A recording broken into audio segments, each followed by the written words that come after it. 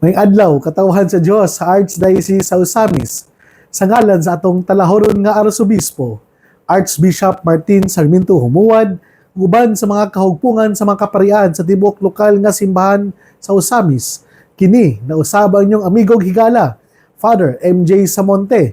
Maghatod og pamalandong niyo karong adlaw karon nga Martes, sulod sa ikakatlo ang tulo nga semana sa ordinaryong panahon.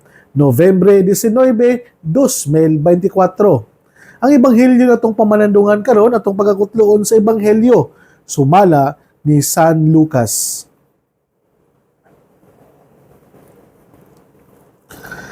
Si Jesus mipadayon ngadto sa Jericho og samtang miagi siya, may usa ka dato nga gingadlag sa Keyo nga pangulo sa mga kobrador sa buhis nga naninguha pagtan-aw kung kinsa siya.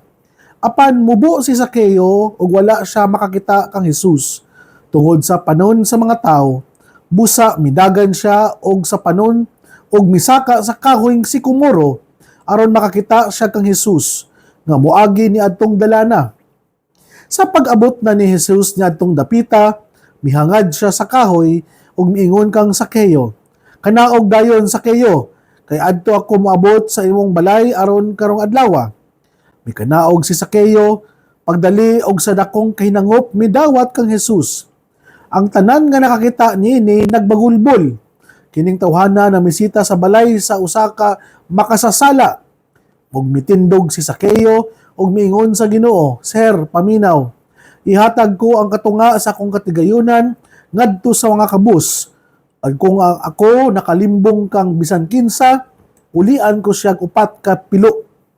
Si Jesus miingon kaniya, "Karong adlaw miabot ang kaluwasan ni ining balaya kay kining tawhana kaliwat usab ni Abraham kay mianhi ang anak sa tawo aron sa pagpangita ug pagluwas sa nawala." Mga igsuon ang ebanghelyo sa Ginoo. Dayon ikaw Kristo. Mga igsuon ko ni Kristo, mayong adlaw kanatong tanan. Karon adlaw nga Martes, November 19, 2024, ako ang pagtimbaya sa advance birthday party and retirement na gipahinungod sa ato ang hospital director sa Mars MC na si Dr. Jesus Martin Santiago III. Nakahapong adlaw ang mga uban sa mga doktor and nurses o sa mga kadagkuan sa ospital may pahinungod o ganang nindot nga pasundayag program o gipangunahan nato sa Santos nga misa isip pagpasalamat sa 36 years nga pagserbisyo o pagpangalagad sa tuang hospital chief 2 na si Dr. Santiago. Congratulations, Doc, sa imuhang 36 years nga mabungahon nga pagpangalagad sa ospital sa Mars MC, dili lang diri sa Osamis, labi na pod sa mga neighboring provinces nga ang Mars MC ilado kaayo nga nag-alagad sa mga kabos ug mga nangailangan.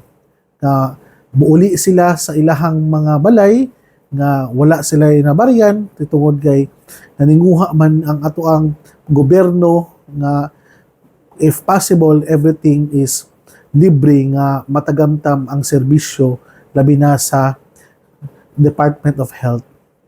O ako ang pagtimbaya usab sa ato ang mga kaparian nga nag-celebrate silahang birthday.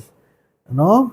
Si Father Sandy last week sa kisa pa man ganito mga kigala na to diha gikan sa Dupim nga nagsaulog silang mga birthday and priestly ordination anniversary. Happy birthday o happy anniversary sa inyo ha mga fathers. Ay naot paunta as you celebrate your birthday and wedding anniversary, you continue to fulfill our mission nagihatag sa Dios kanato isip iyang mga inordinahan, isip iyang mga pinili. Ako ang pagtimbaya sa ato ang mga kaila diha sa Katadman Mercury Drugs. Ma'am, sir, salamat kayo sa inyong pagpaminaw o hinaot paunta nga sa ato ang sa inyong pagpaminaw naamoy mga nakuha na mga nindot na mga punto nga mao po inyo atong magamit sa ato ang pagpadayon ug pagpangalagad ngadto sa uban. Ako ang pagtibaya usab sa ato ang mga kaigsuonan na karon naa sa Luzon na nakasinati in taon og mga dili maayong panahon na kusog kay na hangin, bagyo, ulan, baha, lunob, landslide. Hinaot pa unta nga ang ato ang mga kaigsuonan nga nakasaksi o naay kakayahan nga mutabang kita kay ang atong simbahan na by all means natay mga gipangbuhat usab nga unsaon nato pagtabang ang mga biktima sa kaning gitawag nato og katalagman, catastrophe. So natay mga second collection o siguro napatay laing pamaagi labi na gadtong mga pamilya or individuals nga naay kakayahan nga makatabang sa ato ang mga igsuon nga nasalanta sa bagyo. O mga igsuon ko na ni Kristo, ang atong ebanghelyo karon nindot kayo nga pahinumdum kanato na si Zaccheo isa ka chief tax collector as a well-known public sinner na naa siya inner desire to meet Jesus. Bisan pa man sa iyahang limitado nga height, siya naninguha o nangitag pamaagi unsaon man liya nga masilayan si Jesus, makita niya si Jesus. Pero naay panultihon nga sa wala pa lang nakita ni Zaccheo si Jesus, nakit-an na siya daan sa Ginoo. Sa may pasabutan na mga igsoon ko na ni Kristo. Na wala pa lang si Zaccheo na naninguha sa kabag-uhan, sa paglinis sa iyahang mga sala, kanang gitawag na to repentance and remorse, ang Ginoo kanunay nang naghulat kaniya sa iyahang pagbalik. So may pasabot ni ini nga bisan pa di ay si Zaccheo naana niya ang desire for conversion, naana niya ang change of heart, pero si Jesus naghulat na kaniya sa iyahang sa iyahang kabaguhan. Nindot kayo nga istorya mga igsoon kay sa dihang si Zaccheo mingsaka og ang siya nakit-an sa Ginoo, mingon ang Ginoo kaniya panaog kay sa inyohang balay ko mo dayon. Mura bitaw kita gipahinumduman na para makita nato ang usa ka tawo na gusto natong makita, dapat naata sa usa ka posisyon, naata sa taas. Diba kapag naaka sa taas, mas taas ang panglantaw, mas taas ang horizon na pwede mong makita, pero siya gipakanaog ni Jesus tungod si Jesus mudayon daw sa ilahang balay. Yes, it could be akong pamalandong ani mga igsuon na sa dihang pagnaog ni Zaccheo gikan dadto sa kahoy, gipakanaog niya usab ang iyahang mga titulo, ang iyahang gitawag natong power and authority. Kaysa dihang mingnaog siya og siya ming ihang giubanan si Jesus padulong sa ilang balay, moto ang sinugdanan nga makaingon kita nga gihukasan ni Zaccheo ang iyang kaugalingon sa mga entitlement o sa mga power nga pwedeng mo'y maghatag kaniya og kasalanan na isip chief tax collector na siya'y power and authority to manipulate, to govern, and to take advantage the powerless. But pasabot niya na mga igsoon ko din ni Kristo na sa pagnaog ni Zaccheo, gidawat niya nga si Jesus mo di ay mas labaw nga makagahom kaysa tanan. Dindot kayo, ikaduhang punto ng atong makatunan diri sa atong ebanghelyo karon, niingon si Zaccheo mitindog, miingon, Ginoo, paminaw, ihatag ko ang katunga sa akong katigayunan ngadto sa mga kabus, ug kung ako nakalimbong kang bisan kinsa, ulian ko siyang 4 kapilo. Nga diha pa lang di ay nga si Jesus nakipag hatag nag-oras og panahon niya nakipagstura na ni Zaccheo, gidawat mismo ni Zaccheo nga siya nakasala. Nindot kayo nga portrayal, no, nga sa tuwa ding pagduol nga to sa Ginoo, dan kita mapaubsanon kayo nga nagdawat og miangkon sa atong mga sala, kani di ay nagpahinumdom kanato na bisan pa man nga kabalo ang Ginoo sa atoang mga inner na usay sulod sa tong kasing-kasing, pero mas importante gyapon di ay nga naa kanato ang pagdawat sa atoang mga sala. No? So, dili na ingon nga, powerful man na ang Ginoo. God is an omnipotent God. God is an all-knowing God. Kabalo na siya kung kinsa ko. Kabalo na ang Diyos kung unsa ang ako ang pagkatao. Pero despite of that, si Zaccheo na siya'y humbling experience at ubangan sa Ginoo nga siya mismo miangkon nga siya makasasala. Nakabalo siya nga andam niyang ihatag ang katunga sa iyang katigayunan ngadto sa mga kabus.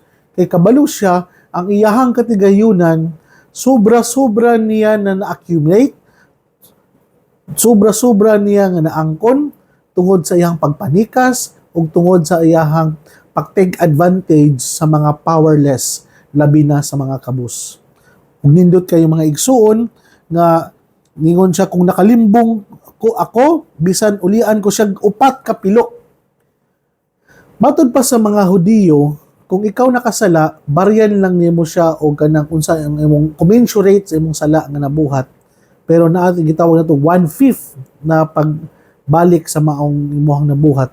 Pero lahi po ni si Zaccheo, radikal po kayahang giingon sa Ginoo, kaupat nga pilo, ikaupat nga pilo. So more than enough sa justice o hustisya na gipangayo sa balaod ngadto kanila. Ano bitong naagi diha ang hinurot nga kabag-uhan ba? Wala bitoy kan bitong pagduwaduhang nga pagkabag-uhan si Zaccheo kundi tinud-anay og hinurot gyud ang iyahang gusto siya nga magbag-o. Mahimo gani na wala na niya ibilin para sa kaugalingon kay tungod na sayod siya na kining mga butanga, kining mga kwartaha, kani na-accumulate man niya, dili tungod sa iyahang pagpaningkamot, tungod man sa pagpanglimbong, ug tungod man sa paggamit sa iyahang mga gahom and otoridad. Mao di nga diha sa kumpisal mga igsuon nga kanabitong ang pari mangutanan ninyo na ang penitensya na kung ihatag kanimo nga dili day enough nga paampuon lang kag usa ka amahan namo, paampuon lang ka og sa ka maghimaya ka Maria, magrosaryo ka, magnovena ka, Station of the Cross ka, kundi naagi siya'y concrete na ipahimo kanimo na mao'y hinundan nga ang sala nga imong nabuhat tugpangan nimo og an act, a concrete act para dili man nimo totally mabuhat dito sa taong imong nasalaan, kundi ngadto sa uban nga mas ubos pa nimo. So usa may but pasabutan na magigsuon ni Kristo. Na kita gipanumduman na human kita gipasaylo sa Dios, na human kita nangadji, human kita nagnovena, na atay konkreto na pagabuhaton. Sama ni Zaccheo, konkreto ang iyang aksyon sa kabaguhan na unsa man na iyang pwedeng mabuhat ngadto sa mga kabos, ngadto sa mga taong iyang gilupig para lamang nga totally malimpyo ug mapasaylo ang iyang mga sala. So inana di mga igsuon no nga human kita nangayo kapasayloan sa Dios, dili day enough nga ang na-restore na ang ato ang broken relationship because God is a forgiving God, God is a loving God, God is a merciful God. Pero kailangan po di ay nga i-restore po nato ang relasyon nato sa atong isig katao para mahimo nato nga makaingon ta nga good confession. Makaingon ta nga ang atong pagpangumpisal dili lang ta puro spiritualizing lang kundi naapoy an act, a perfect concrete act in order for us na to do something for the restoration nga relasyon ngadto sa atong isig katao. Kay kung at inana ra magud permente god na iampo lang na imuhang mga sala inana pero wala kay konkreto nga pagabuhaton, it seems then usahay pa gyud no kana moingon pag dito usahay nga nabuhat ba nako ni siya kay tungod we try to rationalize, we try to reason out ano nabuhat nato ang maong sala sama ra pud sab na posible mabuhat na pud nimo og balik na maong sala. Mao di nga kung ikaw di tinuod nga nagbasol, tinuod ka naghinulsol, you simply embrace kung unsa imong nabuhat nga dili maayo. Ayaw na pag-reason out, ayaw na pa i-rationalize, ayaw na nga mo pinpoint mo yung kag-uban nga nakasala ka tungod niya, tungod sa iyahang batasan, tungod sa iyang nabuhat. Look at Zaccheo. Wala na niya gibasol pa ang mga Romano nga mo'y ilang mga amo.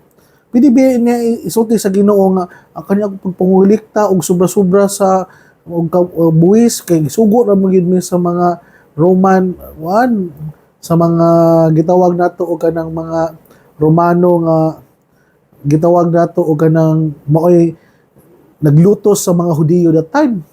Pwede man na i-reason out pero si Zaccheo mismo wala na siya nagtudlo sa uban, wala na siya gipasanginlan pa nga ngano nabuhat niya ang sala kundi na niya ang pagdawat na mapamsanon niya gi-embrace ang maong sala ug andam siya nga magbag-o ug ihatag niya balik ngadto sa mga kabus nga sobra-sobra pa nga pamaagi. Nindot kay siguro mga igsoon ko ni Kristo no na bitawng ang gusto lang ni Zaccheo beonta nga makita si Jesus. Pero sa dihang si Jesus, wala lang nakipagkita kaniya, nakipagdialogo pa kaniya. Anang more than sa gipangayo na to usahay, ang ihatag sa Ginoo gayud kanato. No? Na sa ato bitong pag-ampo, despite of our sins, despite of our matawag nato nga unworthiness, sobra-sobra pa ang ihatag na grasya sa Dios kanato. Pero bitong makaingon ta nga, worthy ba ako aning mga grasya ha? Deserving ba ko aning mga grasya ha? Murag sobra-sobra ra man kay ni dili mo ko deserving ani. Siguro nana po ng pagbati ni Zaccheo na siya gipasaylo sa Ginoo totally og siya gitagaan og assurance sa kaluwasan kay tungod ang iyahang lalong nga pagtuo sa Dios mo'y nagdala kaniya og perfect na purification and forgiveness nga gikan sa Ginoo. So, kadi na mga kasanatian nato sa ato ang kinabuhi, hinaot paunta nga magpahinumdom ka nato nga sama ni Zaccheo bisan pamag naa siya sa person in authority, andam siya nga munaog sa iyahang otoridad, andam niya hubuon ang iyahang og hukason ang iyahang kakayahan para lamang na dawaton niya nga siya usa ka makasasala og siya wala gid siya that he is nothing in front of God. So mga igsoon ko ni Kristo akong pagtimbaya sa ato ang mga kapatid dyan sa Manila na si Nanay Delia na siya po yung naglalaban ng aking mga vestment at mga damit noon nung nandun pa ako sa Cainta, Rizal. Salamat po Nanay Delia sa laate po dyan, sa yung mga nagluluto dyan, sa nakahandig and Sabado family. Tay, magpagaling po kayo.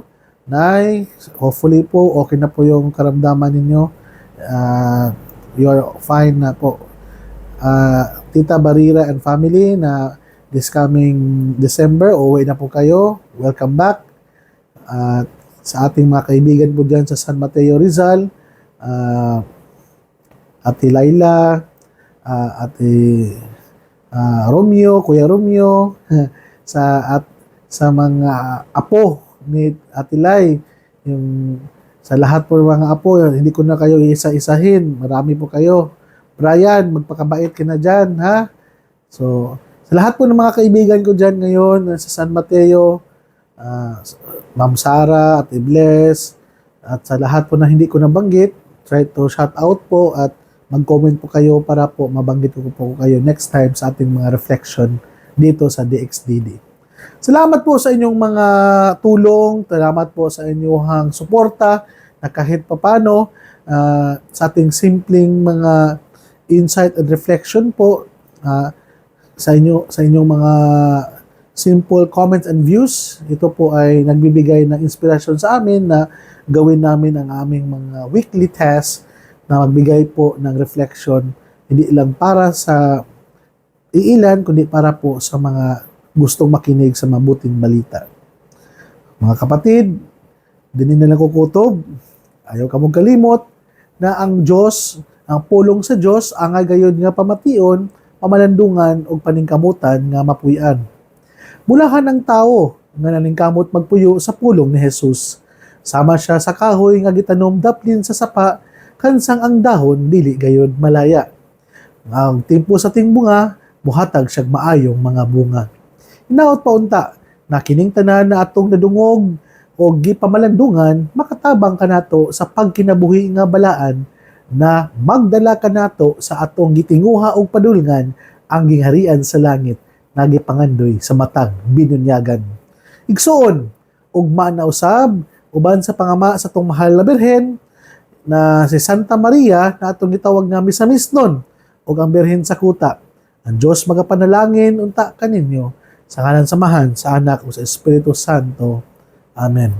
Mayong buntag, God bless.